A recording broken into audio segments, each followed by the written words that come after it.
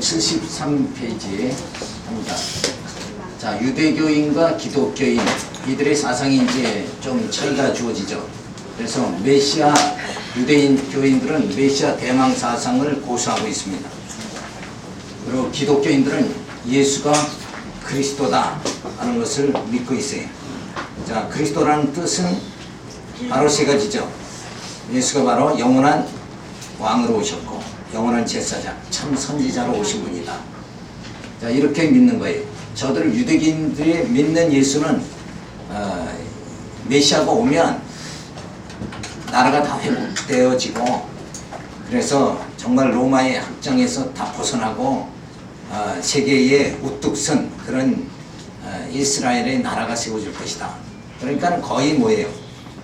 육적인 이런 면에서 메시아 사상을 가지고 있는 거고, 기독교인들은 그것이 아니라 진짜 예수님이 우리 영적으로 우리 심령을 통치해 주시는 영원한 왕이시고 우리의 죄를 사해 주시는 제사장이고, 그리고 예수님은 우리에게 진리, 하나님의 그 진리를 가르쳐주는 참 선지자다.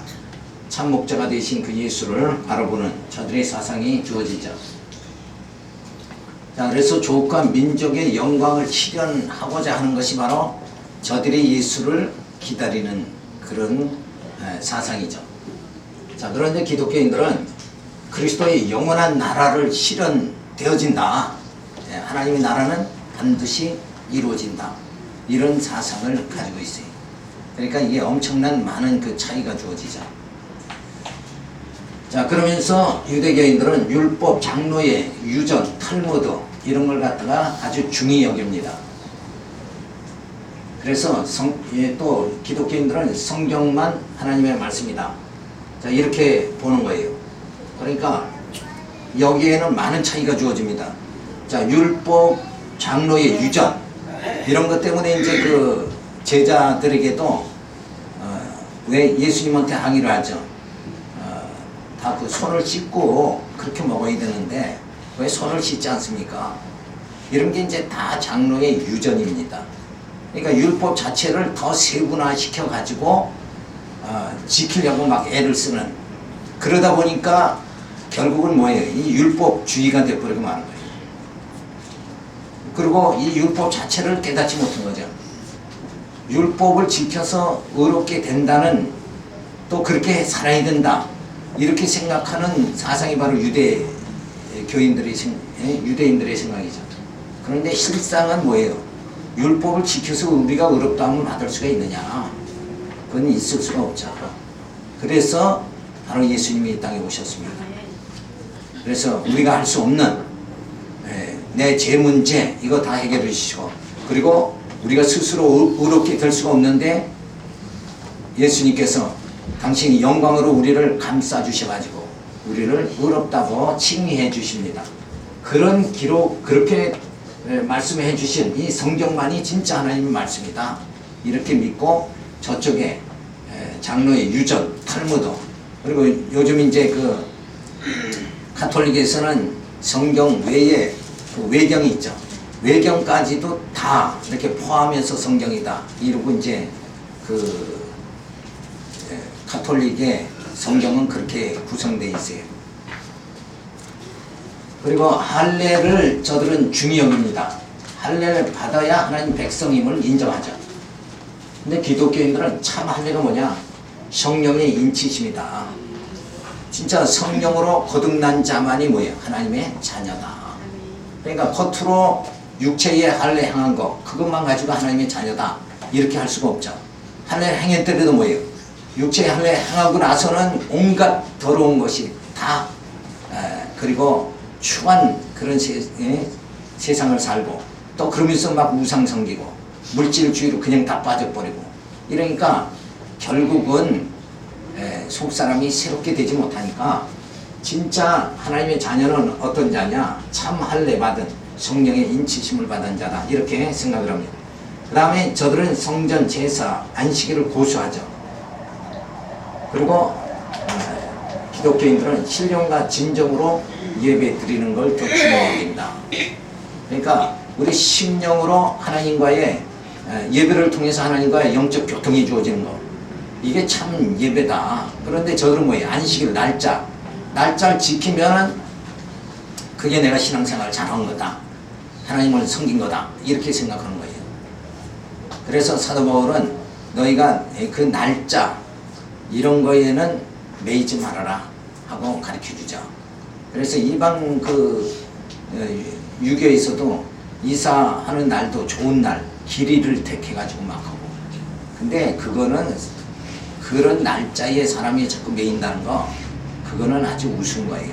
결국은 우리는 하나님의 택한 백성이고 하나님의 형상으로 지음받아서 모든 자연 이런 주어지는 날짜 이런 것도 결국은 뭐예요? 다 우리가 지배하고 통치해야 되는 거예요.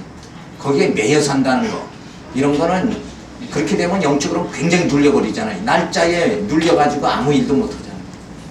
그래서 귀신들은 꼭 그런 걸로 사람을 막 억압을 지켜버리고 마는 거예요. 그래서 귀신이 심하게 들면 앉아라, 서라 이런 것도 다 지시를 받아야 돼요. 그러다 보니까 뭐예요? 완전히 영적으로는 아주 피폐해지는 거 말아버리죠. 그래서 예수 안에서는 우리가 평강이잖아요. 평강. 심령의 자유함. 이 자유함 속에서 하나님을 경외하고 찬양하는 거. 이걸 하나님 받으시는 거지. 뭐에 끌려가지고 억지로 무서워서 두려워서 하나님 섬기는 거. 이 안식일도 두려워서 저주받을까봐 안식일을 지킨다. 이건 하나님 기뻐하지 않아요. 정말 안식에 우리 예수님이 이 땅에 오셔서 십자가에 죽으심으로 우리 모든 죄를 다 사해 주시고 우리 심령에 죄가 없어지니까, 그렇죠? 우리 심령에 참 평안이 주어졌다. 그래서 예수님은 안식의 주인이잖아요. 그래서 주님이 그렇게 우리에게 참 영적 자유함을, 죄에서 완전히 벗어나서 영적 자유함을 누리게 해준, 내 심령에 참 안식을 주신 그날을 우리가 정말 감사하고 기쁨으로 맞이하고, 그래서 주일이 한 주간에 뭐예요? 기다려지고 이렇게 되어져서 주일날 참석을 해서 예배에 하나님께 신령과 진정으로 예배를 드려야 하나님의 기뻐 받으신다. 그러니까 억지로 하나님 뭐가 답답해서 억지로 받아요. 그러니까 우리가 늘 영보도 마찬가지 아니에요. 어떻게 드리라고 그랬어요? 사도 바울은 자원하는 심령으로 드려. 뭘 조건으로 해서 이렇게 드리지 말고 그냥 기쁜 거예요. 이게 나를 죽음에서 생명으로 옮겨주신 그 참 소망을 주신 그 하나님이 너무나도 감사하니까, 나같이 이렇게 추한 인간을 예수님이 오셔서 어때요? 로마서에 보면 하나님의 빛으로 예수님이 이 땅에 오시죠. 그래서 우리를 칭의해 주시잖아요. 더럽고 추한 나를, 육성으로 살다 그냥 멸망당할 나를 예수님이 오셔서 죄를 사해 주시고 칭의해 의롭다고 해 주셨다. 그래서 하나님 자녀 되게 해 주셨으니까 그게 너무나 감사하니까 하나님 앞에 그 기쁨을 표현하는 게 뭐냐? 그게 연보가 되어야 된다. 그래서 그 연보를 통해서 또 하나님이 나보다 어린 약한 성도들을 어때요? 믿음으로 잘 인도할 수 있는, 그게 연보가 아름답게 쓰여질 수 있도록 이렇게 하신 거다. 그래서 그런 아름다운 우리 선한 열매를 맺어가는 생활을 해야 되죠. 자, 그래서 따라서 시오니즘을 주장하며 초림의 예수를 부인하는 것은 그림자를 쫓아가는 것이고 실체를 인정하지 못하는 인본주의적 사고 개념이다. 그래서 예수를 어떻게 내가 어디까지 알고 어떻게 믿느냐, 예수를 아는 고상한 그 지식, 그것에 이르러야 돼 점점. 그래서 예수님이 하나님의 뜻대로 사신 것 같이, 아버지 뜻대로 이루소서 한 것 같이 우리도 아버지의 뜻대로 이러면서 우리 전 생활을 갖다 다 주님 뜻대로 살아갈 수 있는 이런 심령이 되어지면 공연히 막 흥분하고 이렇게 할 필요가 없죠. 왜 그런가? 내가 나라는 것이 있으니까 모두 매사 일에 자꾸 흥분하게 되고 인색한 마음이 들고 욕심이 나고 이러는 거지. 내 인생 자체가 내가 산 것이 아니라 내 안에 그리스도가 사셨다. 그러면서 주님 뜻대로 내가 살아간다. 그러면 마음의 평안함이 좋아요. 세 번째는 교리적 개념에 한 대립이 주어지는데 바로 유대인들은 기독교가 조성되도록 전수해온 자신들의 신앙적 부심이었던 율법을 소홀히 여기고 함부로 간과하는 것에 크게 분노하였다. 그들은 이미 안식일 문제를 비롯한 율법 문제로 예수 그리스도를 공격하였다가 번번이 참패당한 상처와 감정이 있었다. 그런데 이번엔 바울이 아예 율법은 기독교로 안내하는 몽학선생이라고 폄하하였다. 유대인들은 크게 경악하였고 무너진 자존심과 극심한 상처에 심히 분노하였다. 저들은 모세 그러면 예수보다도 더 높였다는 거예요. 그러니까 오직 했으면 히브리서에서 사도 바울은 모세보다 아론보다 우월하신 분이 그리스도다 하고 그렇게 변론을 계속 거기서 증거를 해주잖아요. 그러니까 이 유대인들에게서 모세는 대단한 영도자예요. 민족의 영도자. 그런데 모세가 율법을 받았잖아요. 그래서 그 율법 신앙이 엄청 뿌리 깊이 내려져 있는데 사도 바울은 그것이 몽학 선생에 불과하다. 막 결국은 하찮은 것으로 그렇게 여겨버린단 말이에요. 그럴 수밖에 없는 게 뭐예요? 율법으로 의롭게 못되고 예수님으로 복음을 통해서 우리가 의롭게 되어지니까. 그래서 그거는 예수에게로 인도하는 하나의 과정에 불과한 것이다. 율법이라는 건. 그건 그림자에 불과한 건데 그것을 붙잡고 뭔가 이루려고 한다 그러면은 그건 착각 아니냐. 그래서 사도 바울이 율법을 갖다가 정말 이렇게 낮춰버리죠. 그러니까 저들은 뭐예요? 자기들이 높이는 것을 낮추니까 멸시하는 자를 어때요? 사도 바울을 핍박할 수밖에 없는 거죠. 그래서 더 핍박을 받게 되어집니다. 그래서 그들은 기독교를 그대로 방치하며 유대교 자체가 숭두리째 와야 될 것이라는 위경한 불안감이 전전긍긍하였다. 이때에 유대교는 로마 정부로부터 공인을 받은 상태고 기독교는 신은 종교이므로 불리한 입장에 있었다. 그러나 이때까지만 해도 직접적인 종교 탄압은 하지 않은 때였다. 그래서 로마 정부는 유대교와 기독교의 갈등에는 간섭하지 않으려 했다. 총동 갈리오에게 바울을 고소하였으나 총동은 너희 법에 관한 것이면 너희가 스스로 처리하라. 나는 이러한 일에 재판장이 되기를 원치 않는다 하며 거절하였습니다. 기독교와 유대교는 서로 반목하다가 예루살렘 붕괴와 성전의 파괴를 계기로 더욱 심화되었다. 이건 요 앞에서 살펴봤죠. 유대인들은 하나님이 계신 성전으로 다 모여야 우리가 산다. 이러고 저들은 다 모여가 지금 막 싸우는데 기독교인들은 난리의 소문이 나면 어딜 떠나라. 예루살렘은 다 떠나라. 그러니까 저들은 다 도망가 버렸어요. 그러니까 이들이 봤을 때는 저들은 다 배신자다. 어떻게 나라가 망하는데 지금 저들은 다 자기 살고자 도망가느냐. 이렇게 돼서 이제 그 유대인들과 기독교인들의 갈등이 점점 더 심해지게 되어지죠.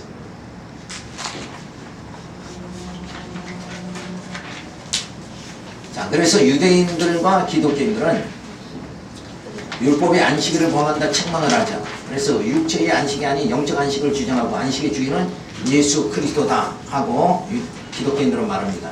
바울은 율법은 몽학 선생이라고 폄하하죠. 낮춰버렸다는 얘기예요. 그러니까 유대인들이 분노할 수밖에 없죠. 그래서 유대교와 기독교의 분쟁이 노골적으로 시작이 되어집니다. 로마 정부의 핍박의 원인을 결국은 제공되는 거예요. 왜? 둘이서 싸우니까 야 이거 얘들 이래가지고 안 되겠다. 로마가 개입을 하는 거예요. 그러니까 싸우면 피차 뭐예요? 나간다. 서로 단합돼가지고 뭔가 이렇게 딱 견고하게 서야지 사람이 무시를 못하죠. 근데 어느 가정에서도 형제가 막 싸우면 결국은 그 가정은 무슨 가정이라고 그래요? 콩가루 가정이다. 그래가지고 무시해버린다. 따라서 유대교는 기독교의 진리에 대한 변론에서 참패하게 되자 유대교가 와이되지 않나 하여 더욱 기독교인들을 가혹하게 핍박하게 되어집니다. 자, 그래서 기독교는 이 논리가 굉장히 중요한 거예요.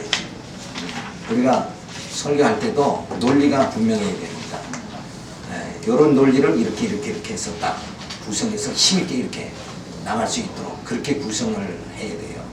그러니까 단순히 그냥 교훈 중심으로 하는 게 아니라 교훈이야 대부분이 유교나 이런 데서도 다 나오잖아요. 그죠? 철학 교수의 설교를 들어도 교훈, 인간이 착하게 살고 도덕적으로 살고 이런 건 다 나오는 거예요. 근데 기독교의 설교는 다른 게 뭔가 부활을 증거하는 거죠. 이 증명력, 그것을 우리가 염두에 두게 됩니다. 그래서 제3절 이방인들의 박해가 시작되죠. 그래서 타종교인들의 박해가 주어지는데 로마 정부는 정복지의 종교와 신들을 모두 인정하고 받아들였으며 로마시의 만신전, 모든 신들의 신전을 설립하여 정복지에 유입한 모든 이방 민족들이 자신들의 섬기는 신들의 형상을 만들어 세우게 했다. 만신전에 세워진 신들은 유대교와 기독교의 하나님과는 성격이 달랐다. 그 신들은 오직 유일하신 하나님이 아니었기 때문에 자신만을 고집하지 않고 모든 신과 어울려 사이좋게 지냈다. 로마의 종교인들은 지금까지 자신들이 섬기던 신만을 고집하지 않고 마음에 드는 신들을 골라 섬기는 다신 숭배적 신앙생활을 했다. 이런 와중에서 대부분의 사람들이 유대교와 기독교를 증오하게 되었다. 유대교와 기독교는 신의 형상이 없었기 때문에 만신전에 그들이 하나님 신상을 세우지 않았고 신을 세우라는 종교 행정당국의 지시에도 절대 불응했다. 종교 행정당국은 유대교와 기독교에게 신의 형상이 없으므로 신을 세울 수 없다는 저들의 변명을 이해했지만 이 교도들은 그거를 자신들에 대한 종교적 모독으로 간주를 했다. 그러니까 만신전이라는 걸 세워가지고 로마는 정복지의 그 민족들이 다 다르잖아요. 그들에게 자기들 섬기는 신들이 다 이 우상이 있잖아요. 그걸 만신전에 다 갖다 놓고 너희도 여기 와서 자유롭게 섬겨라. 그런데 문제는 뭐예요? 기독교와 유대교는 형성이 없잖아요. 우리는 하나님이 형성이 없으니까 뭘 갖다 놓을 수가 없는 거예요. 그러니까 하나님은 어떤 형상이 없다. 그걸 갖다가 이해를 시키는데 그걸 갖다 이방 종교인들은 우린 갖다 세우는데 너희는 왜 갖다 안 세우냐. 우리 무시한다. 뭐 이런 식으로 해서 타 종교가 기독교와 유대교를 갖다 핍박하는 이런 상황으로 들어가게 되어집니다. 기독교에 대한 부도덕한 또 소문이 있어요. 그런 이제 그 종교적인 문제와 또 소문이 있어서 이제 엄청난 박해가 이제 시작이 되어지죠. 그래서 당시 로마에는 기독교에 대한 오래된 소문들이 나왔다. 기독교 신자들은 매일같이 애찬을 위한 모임을 가졌다. 모인 자들은 서로 형제요 자매라고 칭하였다. 이러한 모임을 보고 기독교는 비밀리에 모여 먹고 마시며 방탕을 저지르고 남녀노소가 모여 혼음을 하며 심지어 근친 상간까지 한다는 소문이 나돌게 되었다. 그러니까 아무리 뭐 여기 이때만 해도 그 우리 이조 시대에도 양반 쌍놈 이거 엄청난 계급 사이잖아요. 그런데 여기도 이제 그런 계급이 있는데 기독교인들은 모이면 다 형제요 자매요 이래 놓고니까 이게 계급이 없어져 버리는 거예요. 그러니까 이 사회적인 문제가 대두되죠. 그러면서 이제 그 애찬을 즐기는데 뭐 아이를 잡아서 저한다 이런 소문까지 이제 막 나게 되죠. 자, 그리고 성찬을 시간할 때 그리스도의 몸과 피를 취한다고 했으며 그리스도 하나님의 아비를 가했고 입교시에는 유아를 커다란 빵 속에 감춰두고 입교자에게 그 빵을 자르게 한 후 아직도 따뜻한 유아의 살을 함께 먹는다는 소문을 낸 것이다. 그러한 사실을 알지 못하고 먹은 자들은 자신의 범죄가 탄로날까봐 침묵을 하게 되고 어쩔 수 없이 기독교에 머무르게 된다는 소문이 추가되었다. 그러니까 살인하는 어떤 단체다 이렇게 가지고 막 몰아세우는 거죠. 이런 소문은 뭐 있을 수가 없는 소문이죠. 네로 시대에도 화제가 기독교의 소행이라고 하여 고발하여 처형되었다. 그래야 기독교를 무식한 종교 집단임으로 탄압받아야 마땅하다고 여기게 되어집니다. 기독교를 혐오스러운 자들을 원통한 자들에 관하여 이방인들을 핍박하게 되어지죠. 그래서 로마 정부의 통치 원리를 보면 정치는 로마의 영광을 재현하는 겁니다. 그리고 황제를 신격화하는 거예요. 그러니까 모든 그 지배 민족들을 갖다가 그 신을 갖다 섬기게 하고 그리고 그 만신전에서 누구를 높이는 거예요? 황제를 제일 큰 신이다. 왜? 로마가 전부 다 지배해버렸으니까. 너희들이 섬기는 너희들이 그 신을 섬기지만 너희들을 우리가 다 지배했으니까 결국 로마 황제가 더 큰 신이다. 이렇게 해서 이렇게 그 저들을 갖다 지배하는 원리로 삼죠. 그러니까 일본이 천황 그 폐하를 갖다가 신유로 만드는 거나 똑같은 거예요. 이건 하나의 뭐예요? 하나의 정점을 해서 거기다가 다, 그러니까 바빌론에도 뭐예요? 그 절하라고 이제 그러죠. 큰 신상 만들어 놓고 절하라. 그게 하나의 통치 방법입니다. 그러니까 뭔가 어디에다가 뭔가 다 이렇게 굴종하게 다 만드는 거. 그것이 이제, 그래서 우리 이단에 빠지면은 막 그대로 맹종 막 하잖아요. 그런데 이제 그런 게 인간에게 사악한 속성이 또 있어요. 왜냐하면 뭔가의 절대자에게 뭔가 의지해가지고 거기서 자기의 안위를 찾으려고 하는. 그래서 이제 많은 종교 지도자들이 카리스마라고 그러죠. 카리스마. 신적 어떤 권위. 그래서 그 교회나 어디 단체를 갖다가 잘 지배하려면 뭘 해야 돼요? 카리스마를 보여줘야 된다. 그래서 그걸로 뭐예요? 지배를 하는 거죠. 이렇게. 그래서 뭐 누구의 말을 어긴다. 그러면은 그건 저주받는다. 막 이렇게까지 돼버린 거야. 그래서 그냥 그 할렐루야 기도원에 그 전에 한번 가니까 어떤 그 목사가 설교하는데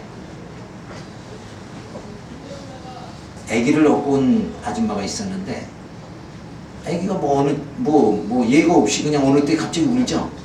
우니까 막 욕을 하면서 그냥 막 이거 대단하더라고.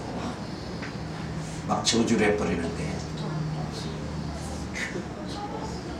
근데 목사가 그런 권한이 있어요. 저주의 권한이 있습니까? 그러니까 성경을 어떻게 봤는지 도대체 제 머리는 이해를 할 수가 없고, 나는 성경을 보면 그게 아닌데 그 양반은 성경을 어떻게 봤길래 그냥 완전히 카리스마예요. 막 애기와 울면 그냥 아줌마한테 그냥 막 저주해버리고. 야, 그러니까는 거기에 막 많은 사람이 모였는데 그렇게 한번 하고 나니까 지치고듯이 숨도 제대로 못 쉬어. 좀도 가만히 쉬는 거야. 야, 그래서 진짜 하나님은 은혜와 자비가 풍성하신 분인데 그 하나님을 믿는데 여기는 뭐 완전히 살벌한 동네가 돼버린 거야. 이 사도 바울은 뭐라 그래? 신부된 성도를 신랑된 예수에게 중매하는 거다. 그래서 누구만을 의지하는 거예요? 예수만 의지하고, 예수님이 영원한 왕이니까 그 주님을 내 심령 속에 모시고 그 주님이 주신 그 소망, 부활의 소망을 내 마음속에 간직하고 줄다름치는 거예요. 다름막질하는 거예요. 그래서 사도 바울은 부활의 그 표대를 향해서 내가 줄다름친다. 그래서 신앙이 어떤 누구 지도자의 카리스마에 해서 움직이는 신앙생활, 그 지도자가 줄성사하면 저주받습니다. 그렇게 해가지고 움직이는 신앙, 그건 아름다운 게 아니다. 정말 뜨거운 내 마음속에 하나님의 그 사랑과 주님의 은혜를 생각하니까 나 같은 버러지 같은 인생을 이렇게 정말 하나님의 자녀되게 만들어 주셨으니까 내가 정말 이 귀한 말씀을 듣고 이 교회를 또 세워나가고 복음을 또 전해야 되지 않겠는가. 이 복음에 협력하는 그런 중심에서 하나님 사랑하면 교회 사랑하게 돼 있잖아요. 이런 사랑에 의해서 움직이는 것이 기독교의 행동 규범입니다. 누구의 명령에 의해서 움직이는 것이 아니라 사랑의 힘으로 움직이는 거예요. 그건 무엇이라도 다 뭐예요? 이길 수 있는 힘이 주어지는 거예요. 아무리 가난하고 공고함에 처한다고 할지라도 내가 주님을 사랑하는 그 뜨거운 심령이 주어지면 그 모든 것을 다 이길 수 있는 힘이 주어집니다. 근데 누구의 지배에 의해서 살다 보면 그거를 이겨나가지 못해요. 그래서 맨날 너는 이것 안에서 병만 들어도 무슨 죄를 졌기 때문에 병 들었다. 뭐해서 병들었다. 이런 식으로 해서 전부 그냥 영혼의 뭐예요? 영혼의 공고함 속에 스스로 빠져버리고 만 거다. 그렇게 우리가 지도하면 안 돼요. 진짜 늘 기쁨이 충만하고. 이 사도 바울은 성도의 생활의 기초를 뭐라 그래요? 찬송하리로다. 그리고 두 번째는 환난 중에 기뻐하라. 성경은 벌써 엄청난 이렇게 막 감격의 도가니 위에서 살게 이렇게 만드시는 거예요. 정말 우리가 예수를 몰랐다 그러면 그냥 이 세상에 내 육신의 욕망대로 살다가 허탄한 거 구하고 허탄한 거 쫓고 명예와 권력 그 소망 없는 걸 쫓다가 그 이루어보지도 못하고 또 야 인생은 허무하구나. 황혼의 인생의 쓸쓸함 속에 인생을 마감해야 되지 않겠느냐 이거예요. 그런데 오늘 하나님께서 나를 이렇게 사랑해 주시고 예수 그리스도 보내서 나를 이렇게 구원의 길로 단박질할 수 있게 부활의 소망을 친히 보여주신 첫 열매, 부활의 첫 열매가 되어주신 주님을 생각하면 주님이 부활하셨기 때문에 내게 소망이 주어진 거예요.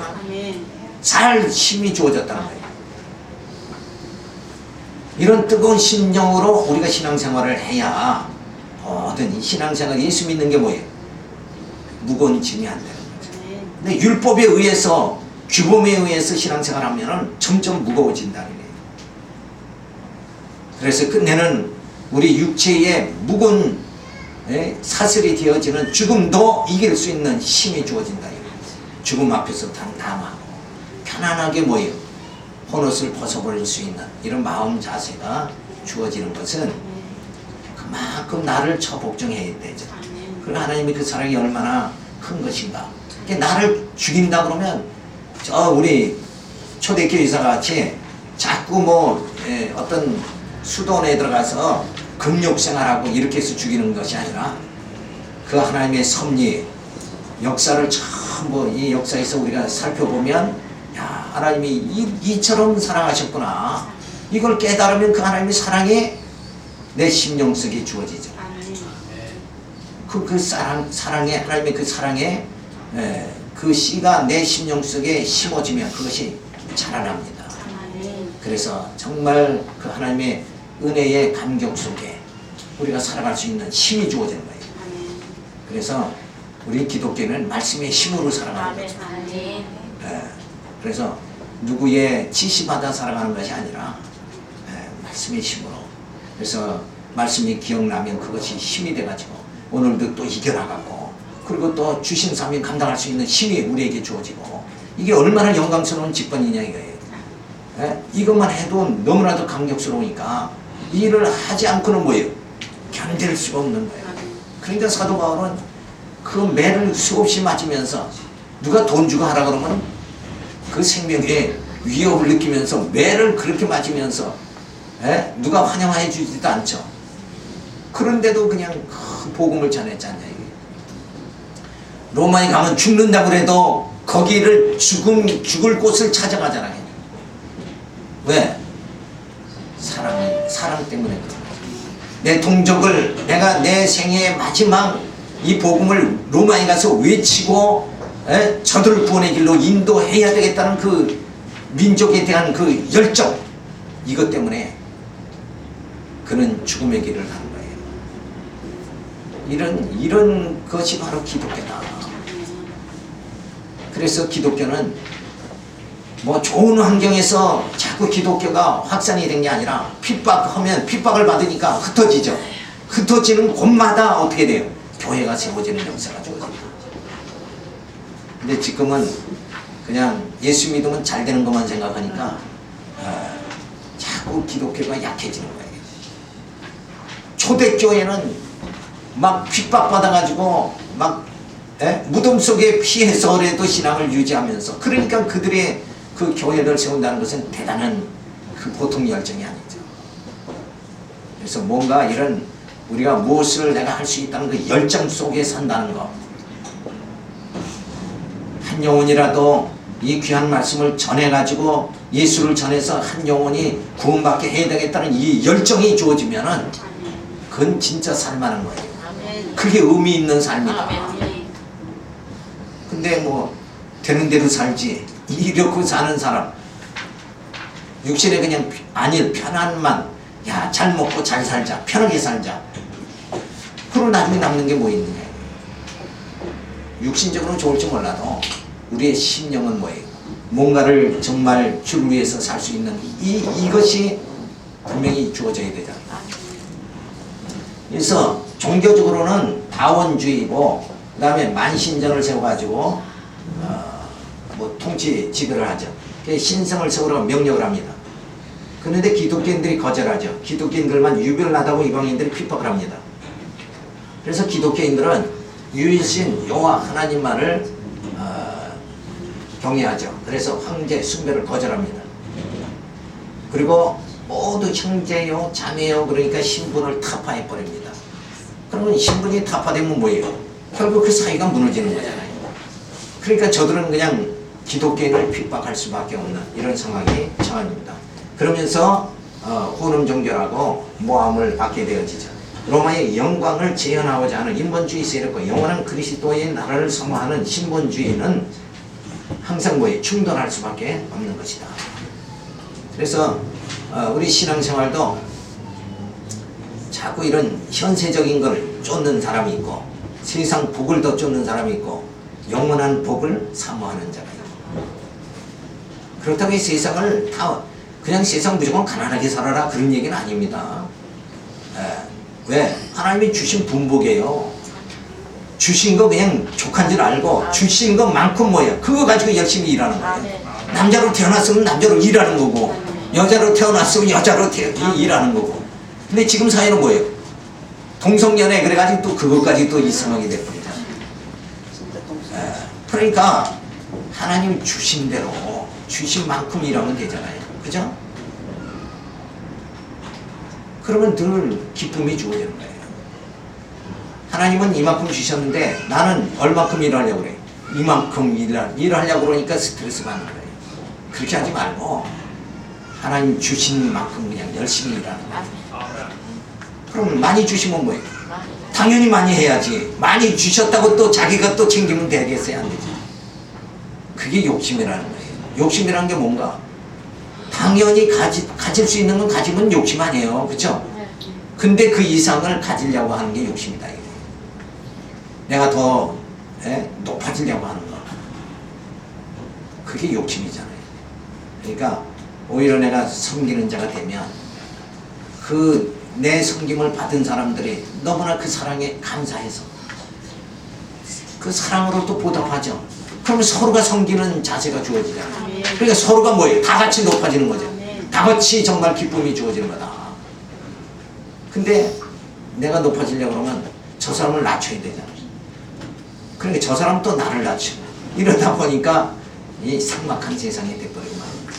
그래서 남을 나보다 항상 낮게 여길 수 있도록, 그러면 마음의 심령이 편안히 주어집니다. 저 사람이 큰 소리 치면 저 사람이 나보다 나니까 큰 소리 치겠지. 이러면 그냥 해결이 되잖아요. 그래서 제4절 로마 정부에 의한 박해가 주어집니다. 박해의 원인은 정치적인 원인이 주어지죠. 그래서 지금까지 살펴본 그런 시오니즘 뭐 이런 사상, 유일신 사상 때문에 그렇고, 유대인으로 황제 숭배라든가 만신전 동네 행사, 종교적 행사에 참석하지 않죠. 그러니까 결국은 정치적으로 말을 듣지 않는다 이렇게 해가지고 핍박을 받게 되어집니다. 그래서 두 번째 종교적 원인은 보면 로마 제국은 로마의 정치적 안정을 위하여 종교를 이용하죠. 각민족의 종교를 모두 인정하고 연합시키는 정책을 펴나갔다. 로마 정부가 종교 다원 정책을 세운 것은 정치적인 이유도 있었죠. 로마의 종교적 자존심에 발려이기도 했다. 로마는 전통적으로 주피터, 마르쿠스, 퀴리노스, 다이아나 뭐 이런 그 신들을 최고의 신으로 받들어 섬겼다. 자신들의 전쟁에 승리한 것은 여러 신들을 섬겼기 때문이라고 생각했다. 그래서 만신전을 세워가지고 이 신들이 우리를 다 도왔다. 이런 이제 그 종교적 그 원인이 있는데, 유대교, 기독교는 이러한 정책에 뭐예요? 순응하지 않죠. 그리고 오직 신은 하나님뿐이시다. 여호와 하나님뿐이시다. 이러고 하니까 저들의 핍박을 받을 수밖에 없죠. 로마 정부를 융화하지 않는 이들을 미워해서는 아직은 탄압하지 않고 무기한 것이 이기라고 생각하고 있었죠. 그러나 기독교에 대한 부도덕한 소문 때문에 핍박하게 된다. 탄압이 시작되자 로마 정부의 눈을 피해 지하 동굴이나 지하 묘지인 카타콤으로 들어가 집회를 가지게 되어집니다. 그래서 사회적 원인은 뭔가 하면 로마인들은 자부심과 긍지를 가지고 있어 그들에게 있어서 로마는 곧 자신들이 쓰는 종이었다. 이러한 로마인들에게 오직 하나님을 고집하며 군대, 공모를 거부하고 때로는 로마 제국과 황제까지도 거부하는 기독교는 증오의 대상이었다.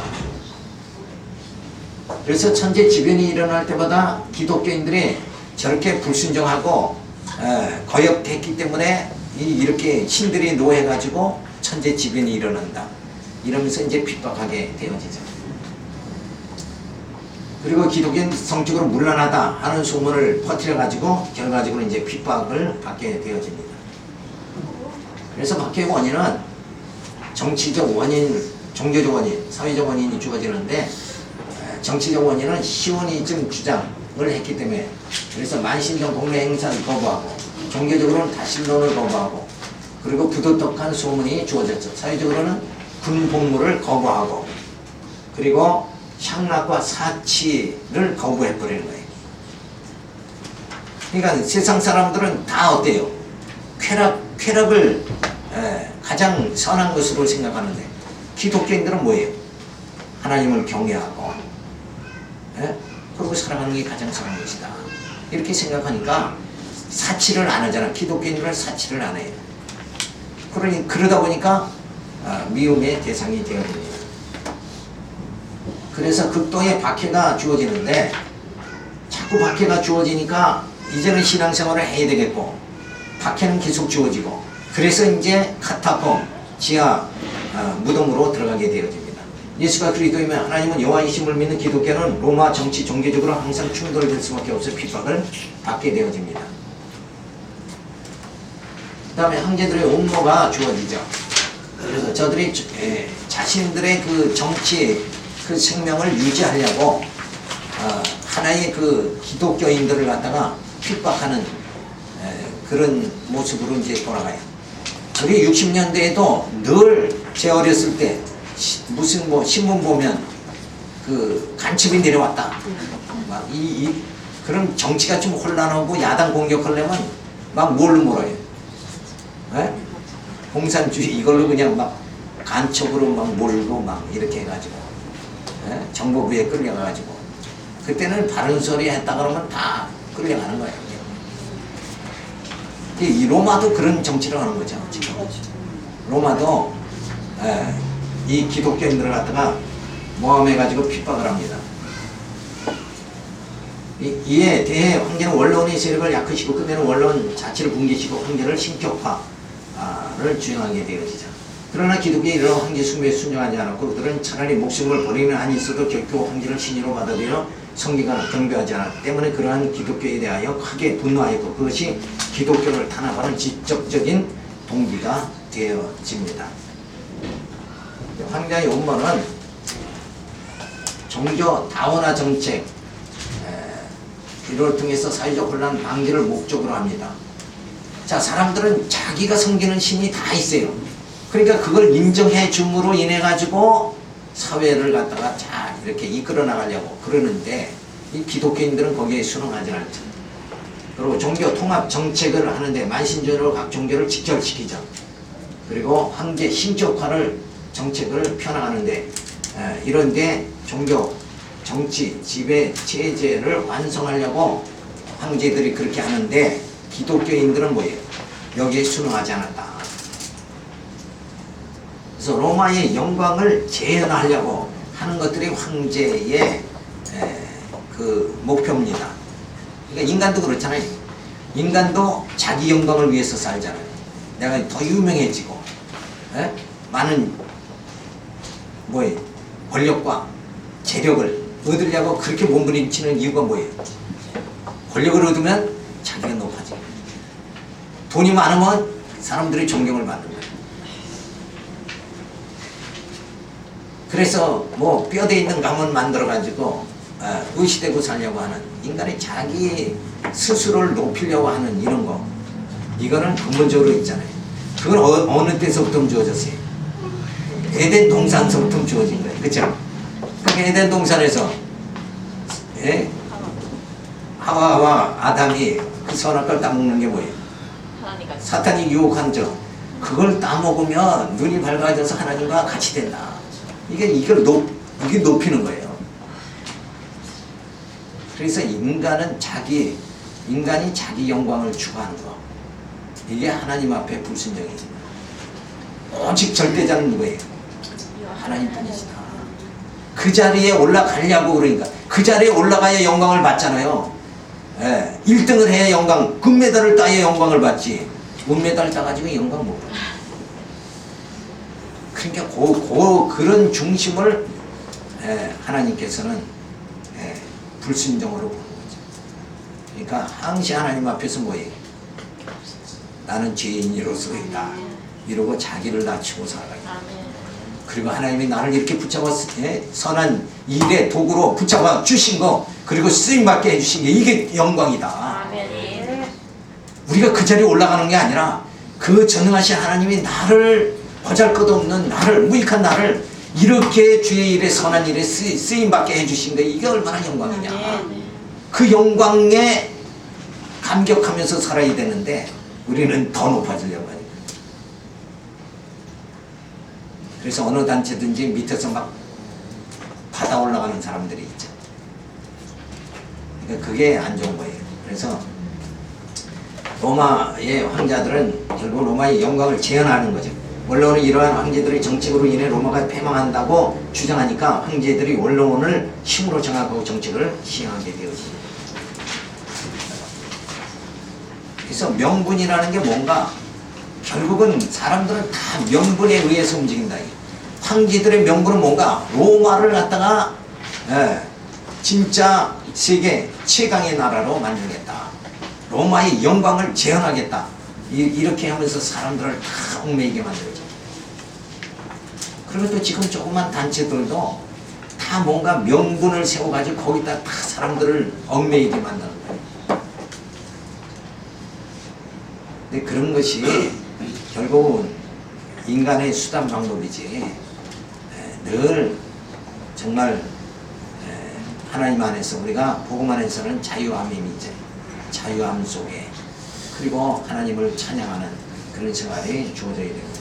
그래 로마 제국의 10대 기독교 박해 사건이 이제 쭉 주어집니다. 로마 제국의 10대 기독교 박해 사건은 뭐냐? 10명의 황제가, 로마의 그 황제가 등장하죠. 그러니까 왕하고 황제가 다른 게 뭐예요? 왕은 자기 나라만 다스리는 거고, 황제는 자기 나라가 지배한 나라 모두, 로마의 전 영역에 속한 모든 그 나라들을 전부 다스리니까 뭐예요? 황제다. 왕 중에 왕이다. 황제다. 이런 말을 쓴 거예요. 근데 이 황제 10명이 로마에 세워지면서 이제 기독교인들을 박해를 시작을 합니다. 동일한 방법으로 계속 박해를, 몇 년간 박해를 받는가? 300년간 박해를 받습니다. 왜 박해가 주어졌어요? 결국 예수를 십자가에 못 박아서 이 박해, 무서운 박해가 주어집니다. 그러니까 하나님을 떠나서는 뭐예요? 결국 우리는 살 수가 없다는 것을 역사적으로 보여줍니다. 자, 그래서 이걸 구체적으로 시간이 없으니까 쭉 한번 보시고 박해의 역사를 우리가 살펴보고, 네로 황제의 박해가 첫 번째로 주어집니다. 자, 그래서 이 네로가 얼마나 그 악한 사람인가.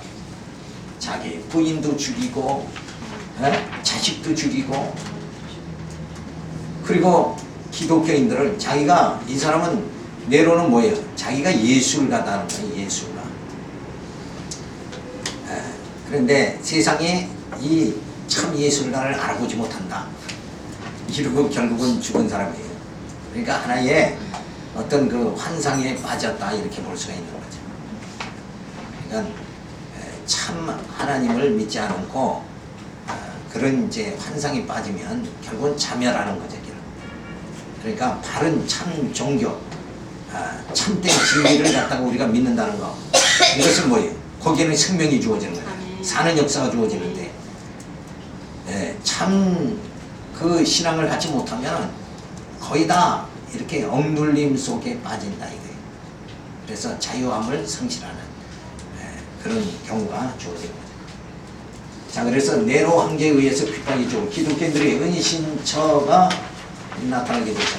313년에 로마의 콘스탄틴 황제가 그리스도교를 봉인하기 전 국가의 신상 앞에 절하도록 하였고 불응하는 자는 고문하여 핍박을 받고 그래서 기독교인들은 극심한 박해를 피해 지하로 들어가게 되었습니다.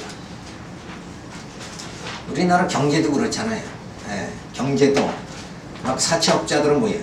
사채업자들이 돈을 가지고 다 이렇게 운영하죠. 그들을 뭐예요? 지하 경제라고 그러는 거예요. 왜? 정식적으로 하는 건 뭐예요? 은행들이 하는 거죠. 은행들이 딱 드러내놓고 경제를 한국 경제를 움직이잖아요.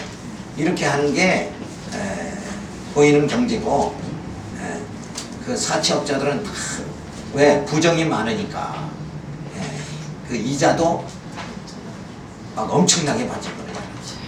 한 번 빌렸다 하면 이자에 쳐가지고 나중에는 신체 각서까지 써야 돼요. 장기까지. 그러니까요. 장기까지. 그러니까 그렇게 하루 이자가 오면 그 다음날은 그 원금의 이자 이렇게 해가지고 이 기하급수적으로 계산을 해나가는 거예요. 그러니까 아무도 당한 사람은 없어요. 그리고 제2금융권만 해도 48%만 50%. 그러니까 그게 엄청난 거라고. 자, 그래서 경제도 지하 경제로 막 들어가는 거랑 마찬가지로 이렇게 종교도 핍박을 당하니까 이들은 다 숨게 되어집니다. 그래서 로마는 무덤을 근데 신성 불가침한 것으로 여겼습니다. 그러니까 무덤은 들어가서 잡아내질 않아요. 무덤에만 들어가면. 요게 그래도 다행스러운 거죠. 그러니까 하나님은 항시 피할 길을 주시고 꼭 남은 자를 구원하시는 섭리가 꼭 주어지는 거죠. 그래서 자신들의 관할 밖에 두었으므로 기독교인들은 지하 무덤에서 지내면 종교의식을 강행할 수 있었다. 이러한 지하 묘지를 카타콤이라고 부른다. 그래서 이 카타콤이 이탈리아, 이집트의 알렉산드리아, 특히 로마 근교에 많았죠. 그래서 여기에 그 무덤에 약 900km에 이르고 그 땅굴이 거기에는 시신이 뭐예요? 600만 구에 달했어요. 그러니까 지하니까 햇빛이 없죠. 그러니까 거기에 들어가서 신앙 지킨다고 생활하다 보니까 뭐예요? 막 피부병에 막 이 고통을 받는 거예요. 그래도 신앙이 더 뭐예요? 우선이다. 내가 정말 하나님을 경외하지 못하면 나는 죽은 목숨이다. 그리고 저들은 무덤에서 계속 사는 거예요. 터키 갑바도기아 지역에는 200여 개의 지하 도시가 있었다. 기독교인들이 전도하다가 발견이 되면 이 지하 동굴에 들어와 돌문을 닫고 피했다. 이 돌문은 안에서만 열 수가 있기 때문이다. 이토록 신앙을 지키기 위해 핍박을 받는 생활을 저들은 했습니다. 영화 코바디스 보면 그거 다 나와 있습니다. 예, 그렇죠. 자, 이 사진 한번 보세요. 이게 이제 이게 다 무덤 시체가 들어가는 곳이고 이렇게 통로가 주어지고 그리고 바깥에서 보면 저렇게 큰 바위산인데 거기를 이렇게 다 뚫어가지고 저들이 이제 그 바위에 딱 매장을 하잖아요. 바위 속에다가 이렇게 칸칸이 만들어가지고 매장하는. 그러니까 이 동양하고는 좀 다르죠. 땅에다 우리는 매장을 이렇게 하지만 그게 아니라 전부 이렇게 매장하는데 이 속에 들어가서 신앙을 저들은 지켰다.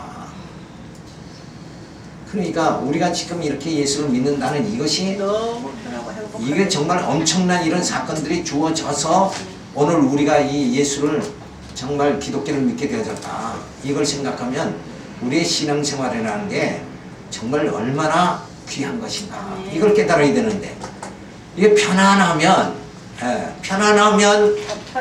오히려 이 나태와 방종으로 가게 돼요. 그게 너무 안타깝죠.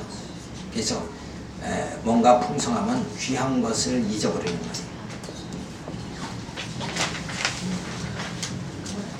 그래서 초대교인의 믿음은 로마에 가보면 카타콤이라는 지하 묘지가 있습니다. 그 그리스도를 향한 네로의 박해가 심해지자 성도들은 카타콤으로 들어가서 지하 미로를 만들고 그곳에 기도와 은신처를 마련하자. 안내자 없이 그곳에 들어가면 출구를 찾지 못하고 나올 수가 없다고 합니다. 성도는 밖에를 피해 그곳으로 숨어들어 그 지하에서 믿음을 지켜왔습니다. 그러다가 죽게 되면 벽을 파서 그곳에 묻었습니다. 현재 이탈리아에 산재 있는 카타콤을 합치면 그 전체 길이는 이렇게 되고 벽에는 약 700만 명이 이른 기독교 신자의 시체가 매장되어 있다고 합니다. 초대교회 성도들은 밖에 떠나지 않았습니다. 무려 250년 동안이나 밖에와 순교를 두려워하지 않고 믿음을 이어왔습니다. 자식에서 손자로 또 손자의 자식에서 그들의 손자로 세대의 세대로 이어오면서 믿음을 지켜왔습니다. 여러분 사람이 어두운 땅굴 속에서 숨을 죽이고 살아가는 그 모습을 상상해 보십시오. 사는 것이라고 말할 수 있겠습니까? 카타콤의 순교자들이 일념은 믿음을 지키는 것 외에 아무것도 없었습니다. 무덤 같은 땅 속에서 250년을 살아왔다는 것은 정말로 믿기 어려운 사실이 아닐 수 없습니다. 과연 이와 같은 힘이 어디서 나온 것일까? 재산과 명예와 자기의 목숨까지 버릴 수 있었던 가득은 과연 무엇일까? 그것은 바로 부활신앙이 있었기 때문입니다. 이 영적인 것이 얼마나 귀한 것인가? 이 육신적인 이거보다 육신의 편안보다는 영적인 부활의 그 소망, 그것 때문에 무덤에서 저들은 살아갔다. 그러니까 우리가 믿는 정말 이 예수가 얼마나 귀한 것인가. 이걸 늘 생각하면서 그냥 감사해야죠. 감사받고 이런 사실을 보면 우린 지금 엄청난 좋은 환경이에요. 대단히 좋은 환경인데도 이게 부족하고 이게 모자라고 늘 그러면서 살잖아요. 그래서 이래서 주의를 못하고 저래서 못하고 이렇게 생각하지만 그냥 그저 어디든지 장소가 있으면 뭐예요. 정말 이 부활의 복음을 전할 수 있게 그렇게 되어져야 됩니다. 시간 됐습니다. 네. 알았습니다. 자, 이렇게 해서 우리가 역사를 살핀다는 것은 이런 정말 하나님 앞에 감사가 저절로 나올 수밖에 없는 거죠. 이런 좋은, 그래도 내게 건강 주시고 정말 부르질 수 있는, 지금은 누가 복음 전한다고 잡아가지 않잖아요. 이때는 그냥 기독교인이다 하면 갖다 죽인 거예요. 엄청난 박해, 이 사건이 계속 주어지는데 어쨌든 주신 사명 잘 감당하고 이게 얼마나 행복한가 기쁨으로 하시기 바랍니다. 기도합니다. 하나님 감사를 드립니다. 주신 바 귀한 하나님의 그 은혜와 사랑을 생각할지 얼마나 감사한지 모릅니다. 이렇게 우리의 믿음의 선진들이 눈물로 죽음으로 저들이 버텨왔기 때문에 오늘 이 기독교가 오늘 우리에게 주어졌다는 걸 생각할지 너무나도 감사를 드립니다. 이제 작은 일에 흥분하지 않게 만들어 주시고 모자라는 것에 대해서 불만하지 않게 만들어 주시고 더욱더 하나님의 그 사랑에 감격하며 복음만 전할 수 있도록 역사하여 주시옵소서. 감사하고 예수님 이름으로 기도드렸습니다. 수고하셨습니다.